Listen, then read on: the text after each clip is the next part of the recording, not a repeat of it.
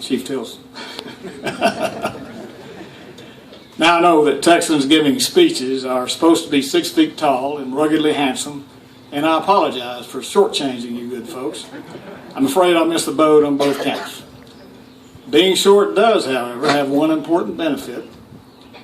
While you tall fellas first know when it's raining, us shorter fellas first know when it's flooding. I'd like to thank the Unicoi County Veterans Memorial Park Committee for inviting me to speak today. I'm no politician, nor was I a high-ranking military man or a standout figure in our community. I'm just an old retired police officer living in Flag Pond who, as a young man, had the honor of serving his country for a time in faraway lands during tumultuous times of war. My war was Vietnam. To many, Memorial Day is a 3-day weekend break from work that heralds in the start of summer. Barbecue grills will cook up great meals for visiting family and friends, and great sales will be going on in America's malls. However, the true meaning of Memorial Day goes far beyond barbecues and clothing sales. Memorial Day began after the Civil War and was known as Decoration Day. While it was originally founded to honor the soldiers who died in the Civil War, today Memorial Day is a day to honor all of the Americans who have died in military service. Patriotic Americans should take a moment from their day of celebration and leisure to reflect on the brave sacrifices of those who gave their lives for this great nation.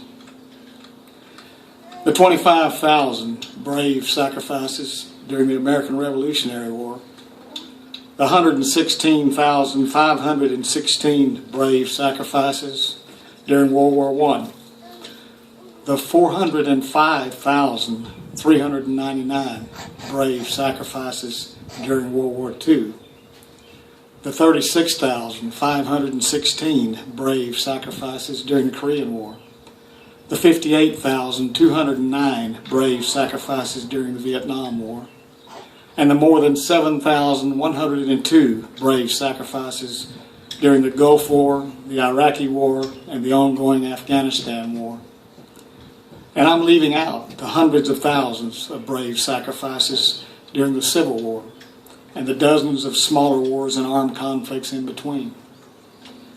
Brave sacrifices. These are eloquent words to describe the soldiers, sailors, Marines, airmen, and Coast Guardsmen killed while in the service of their country. Now, in no way do I want to disparage us from using these eloquent words. I do, however, want you to understand that violent death is not eloquent. From first-hand experience, I can tell you that a violent death is a dirty, savage, inhuman, and despairing way to take one's last breath.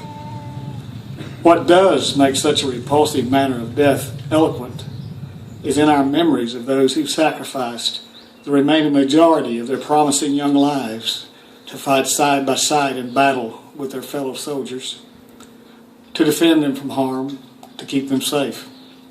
You see, all American servicemen love freedom and love their country, but they fight and die in battle to save and protect one another.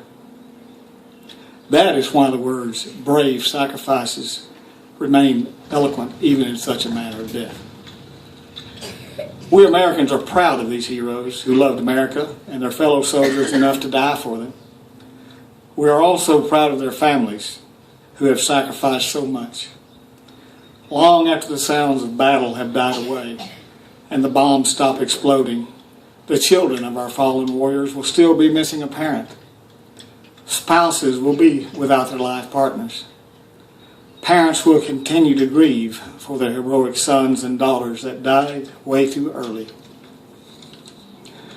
We continue to lose American heroes every day in Afghanistan and in military training accidents and missions around the world. The loss to their families, friends, fellow service members, and country is permanent. We need to be here for them, not just as members of veteran or civic or political organizations, but as American citizens. Nobody can replace these fallen heroes, especially in the eyes of their families. But we can offer shoulders to cry on, assistance with educational expenses, and assurance that their loved one's sacrifice will not be forgotten. Most of you know that I'm a member of the American Legion post here in Irwin. As Legionnaires, we are pledged through the preamble of our organization's constitution to preserve the memories and incidents of our associations in the Great Wars. This solemn promise is on the back of each Legion membership card. Yet, we do not remember our fallen brothers and sisters in arms because of an edict or obligatory ritual. We do so because we want to do so. We Americans constantly make others aware of our freedoms. Court decisions are made daily based purely on whether one's American freedom was infringed upon by another American or by their government. We Americans are so aware of our rights that we sometimes do not stop and remember that these very freedoms and rights are not free. In fact, it's only possible because our fallen heroes have paid its high price. In closing, I would like to leave you with a few lines written into a popular American song. I personally believe these simple words should remain in all our thoughts and prayers this Memorial Day. And I'm proud to be an American, where at least I know I'm free. And I won't forget the men who died, who gave that right to me. Thank you. God bless you, good people. God bless America, the home of the brave and the land of the free.